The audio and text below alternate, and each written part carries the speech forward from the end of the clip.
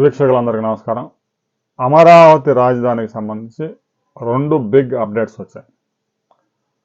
Amaravati outer ring రోడ్డుకు సంబంధించి 4 జిల్లాల్లో ఇప్పటికే భూ సేకరణకు నోటిఫికేషన్ రిలీజ్ అయింది.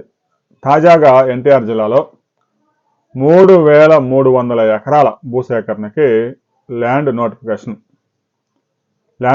ల్యాండ్ అక్విజిషన్ నోటిఫికేషన్ రిలీజ్ అయింది.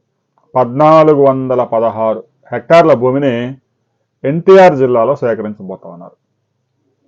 కంచికచర్ల, వీరులపాడు, జీకొండూరు, మైలవరం మండలాల్లో ఈ భూమిని సేకరించబోతా ఉన్నారు. అయితే ఔటర్ రింగ్ రోడ్డు ఏ గ్రామాలుగా వెళ్తుంది అనేది ఇప్పటికే అందరికీ తెలిసిన విషయమే. డిపిఆర్ కూడా రెడీ అవుతా ఉంది. అలైన్మెంట్ కూడా ఎప్పుడో విడుదల చేశారు. ఆ అలైన్మెంట్లో మార్పులు అయితే లేవు. తాజాగా కంచికచర్ల మండలంలో మనం పరిశీలించినట్లయితే కంచికచర్ల, పెరికేపాడు, మున్నలూరు, మొగులూరు, కునిగెనపాడు ఈ 5 గ్రామాలు ఈ కంచికచర్లలో భూసేకరణ చేయబోతా ఉన్నారు.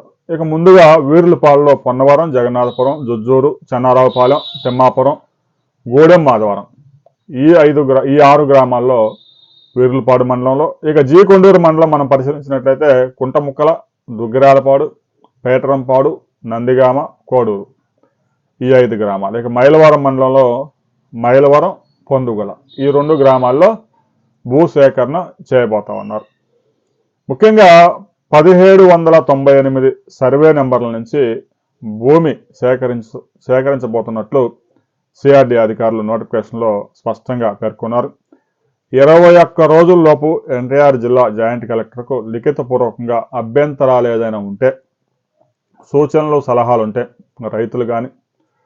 రైతులు కానివారు కానీ ఆ భూ యజమానులు ఎవరైతే ఉన్నారో జాయింట్ కలెక్టర్కి సమర్పించాలి. ఆ ప్రక్రియ ముగిసిన తర్వాత నేషనల్ హైవేస్ యాక్ట్ 1956 సెక్షన్ 3(2) కింద తుది ఉత్తర్వులు ఫైనల్ జీవో రిలీజ్ అవుతుంది. ఇక సేకరించబోయే భూమిని చదరపు మీటర్లలో చూపుతారు.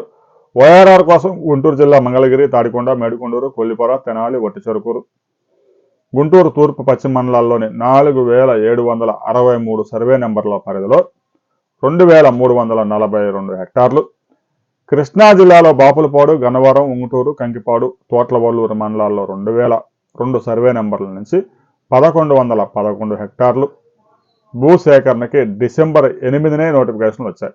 3 జిల్లాల్లో మొత్తం 4,870 హెక్టార్లు, అంటే దాదాపుగా 11,000 ఎకరాలు సేకరించబోతా ఉన్నారు.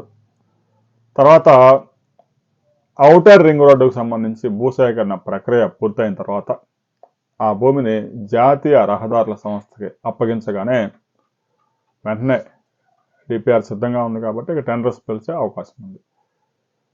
ఈ ఏడాది మే నెల నుంచి ఎట్టి పరిస్థితుల్లో పనులు ప్రారంభించాలని సిఆర్డీ రాష్ట్ర ప్రభుత్వం కృతనిశ్చయంతో ఉంది. ఈలోగా భూసేకరణ ప్రక్రియని ఒక కొలికి తీసుకొచ్చి జాతీయ రహదారుల సంస్థకి భూమిని అప్పగించే అవకాశం ఉంది. రైతు సోదరులు భూసేకరణలో కనుక ఇవ్వకపోతే ల్యాండ్ సేకరణకి నోటిఫికేషన్ ఇచ్చి రైతుల దగ్గర నుంచి భూమి తీసుకునే అవకాశం ఉంది. పరిహారం విషయంలో 2013 భూసేకరణ చట్టం ప్రకారం 300% అధికంగా పరిహారం చెల్లిస్తారు. ఇక పరిహారం విషయంలో ఇంకా రైతులకి అభ్యంతరాలుంటే కోర్టుని ఆశ్రయించవచ్చు. దీనికి సంబంధించి మరిన్ని అప్డేట్స్తో మరో వీడియోలో మనం కలుసుకుందాం.